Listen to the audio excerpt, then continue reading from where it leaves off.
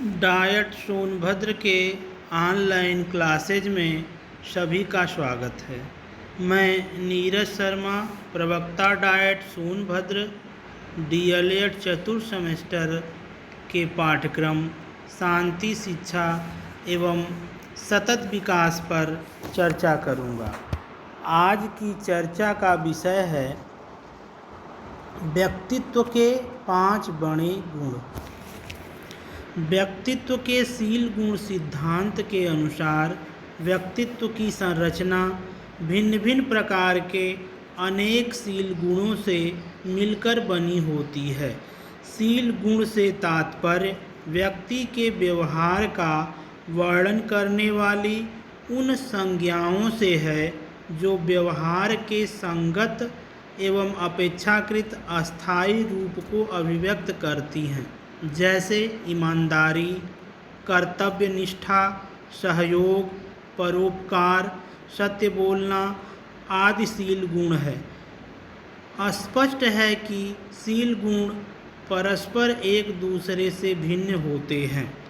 ये शील गुण भिन्न भिन्न मात्रा में व्यक्ति में विद्यमान होते हैं एवं इनके आधार पर व्यक्ति के व्यवहार की व्याख्या की जा सकती है।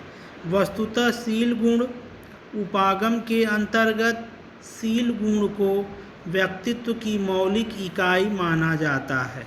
शील गुण सिद्धांत वास्तव में व्यक्तित्व की उन महत्वपूर्ण विमाओं को प्रस्तुत करता है जो परस्पर स्वतंत्र हैं तथा जिनके आधार पर व्यक्तियों में भेद किए जा सकते हैं। यहाँ एक प्रश्न उभर कर सामने आता है कि मानव व्यक्तित्व के प्रमुख शील गुण या बीमा कौन कौन से हैं। गत 2 दशकों में किए गए महत्वपूर्ण शोधों के आधार पर मनोवैज्ञानिकों ने इस संबंध में कुछ खास बीमाओं शील गुणों के बारे में विचार व्यक्त किए हैं। ऐसे प्रमुख शोधकर्ता हैं कोस्टा एवं मैक्रेके, होगान, नॉलर-ला एवं कोमरे।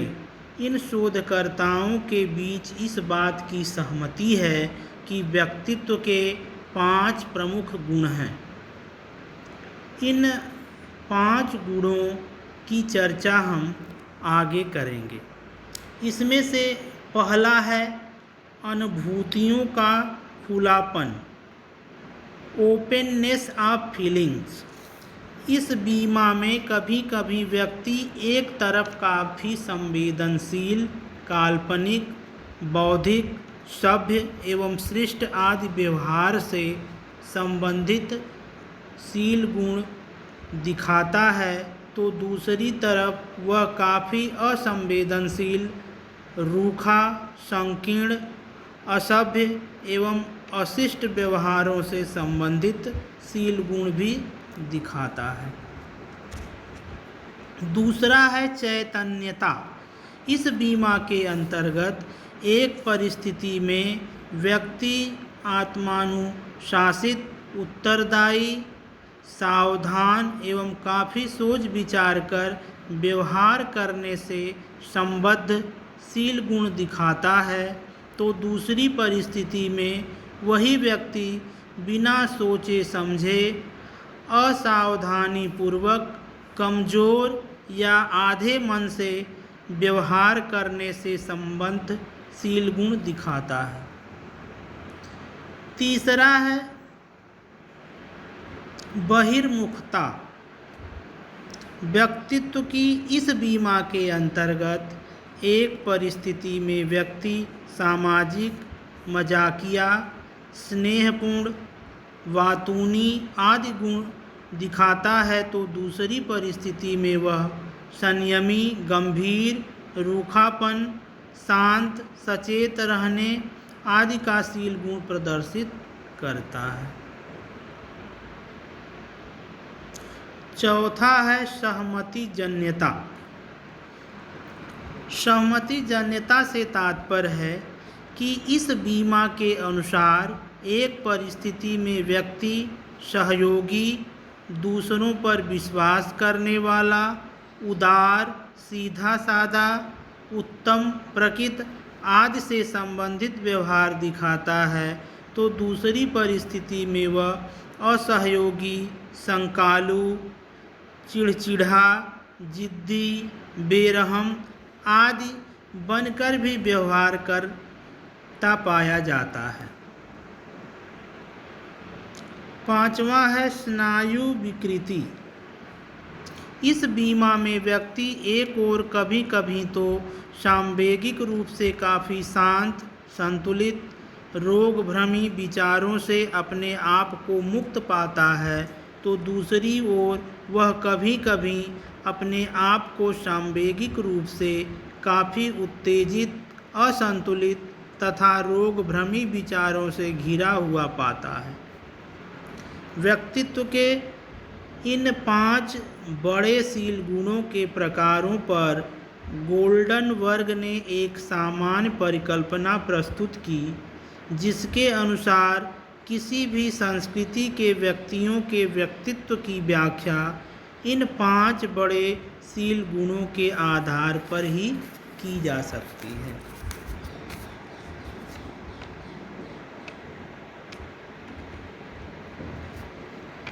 व्यक्तित्व की सामाजिकता एवं शांति। हम व्यक्तित्व की सामाजिकता एवं शांति इस टॉपिक पे बात करेंगे। वास्तव में मनुष्य एक सामाजिक प्राणी है। उसके जीवन का प्रारंभ समाज में ही होता है तथा जीवन पर्यंत समाज में रहकर ही वह अपने जीवन की विभिन्न गतिविधियों को संपादित करता है। ऐसी स्थिति में मानव समाज के सदस्यों में परस्पर सहयोग तथा सहानुभूति की अंतःक्रिया का होना स्वाभाविक ही है।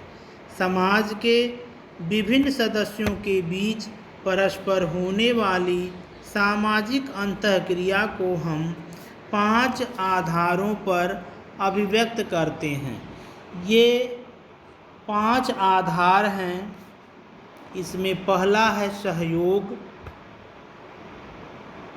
दूसरा है प्रतिस्पर्धा, तीसरा है संघर्ष, चौथा है व्यवस्था और 5वां है आत्मीकरण।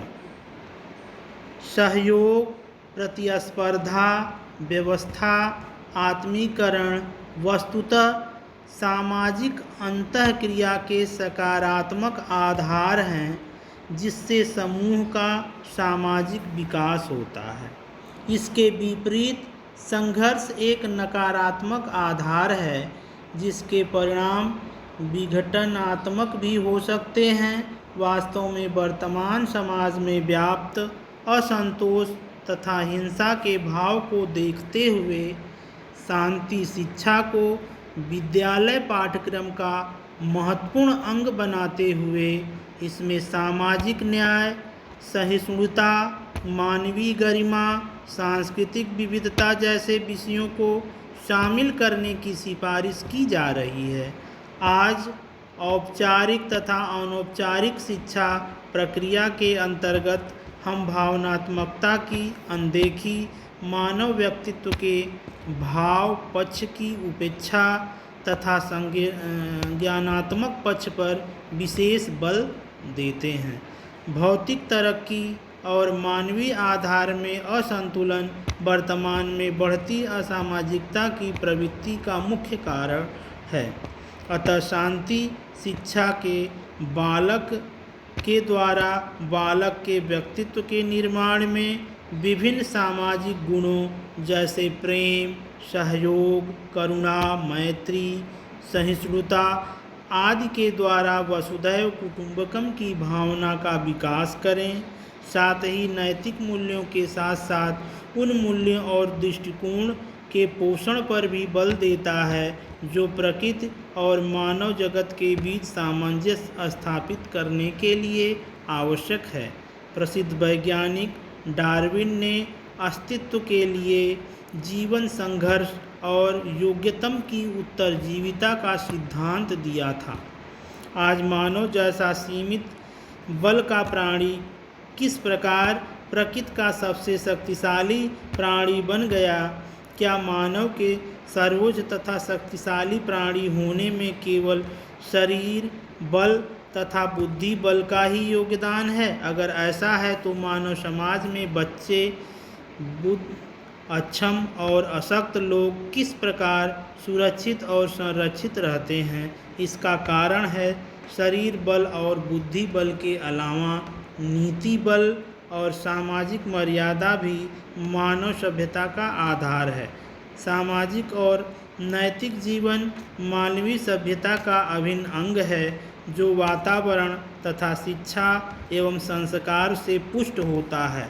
निष्कर्ष रूप में हम यह कह सकते हैं कि हम सामाजिक जीवन प्रणाली का अभिन्न अंग हैं। मानव के लिए आत्मनिर्भर बनने की बात कही गई है, लेकिन इसे स्वतः संपूर्ण समझने की गलती नहीं करनी चाहिए। हमें एक दूसरे की आवश्यकता है। परस्पर निर्भरता स्वावलंबन का मानवीय चेहरा है। हम दूसरों से अपने को कैसे जोड़ते हैं और कैसा व्यवहार करते हैं, यही हमारे व्यक्तित्व को परिभाषित करता है। ऐसे में ज़रूरत है ऐसी शिक्षा की जो विद्यार्थियों में ऐसे मूल्य और कौशल के बीज बो सके जो उन्हें दूसरों के साथ मिलजुल कर रहना सिखाए।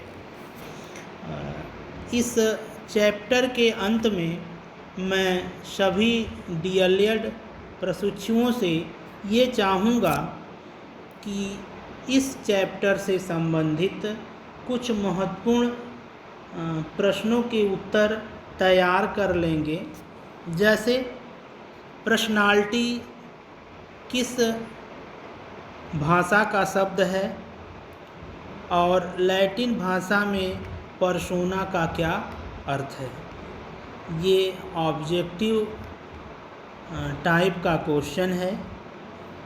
अति लघुत्तरी प्रश्नों में व्यक्तित्व के अर्थ और उसकी परिभाषाएं, व्यक्तित्व की विशेषताएं एवं व्यक्तित्व के स्वरूप, इन 3 प्रश्नों के उत्तर आप तैयार करेंगे। लघुत्तरी प्रश्न है कि व्यक्तित्व को परिभाषित करते हुए व्यक्तित्व विकास के प्रमुख निर्धारकों के विषय में लिखिए। व्यक्तित्व के 5 बड़े शील गुण कौन कौन से हैं? व्यक्तित्व के विकास तथा निर्धारण को स्पष्ट कीजिए। शांति शिक्षा से आप क्या समझते हैं? वर्तमान में इसकी क्या आवश्यकता है? ये कुछ महत्वपूर्ण प्रश्न हैं जो इस चैप्टर से बनते हैं। मैं आशा करता हूँ कि आप सभी प्रशिक्षु इसको तैयार करेंगे, जो आपकी परीक्षा की दृष्टि से भी महत्वपूर्ण हैं। धन्यवाद।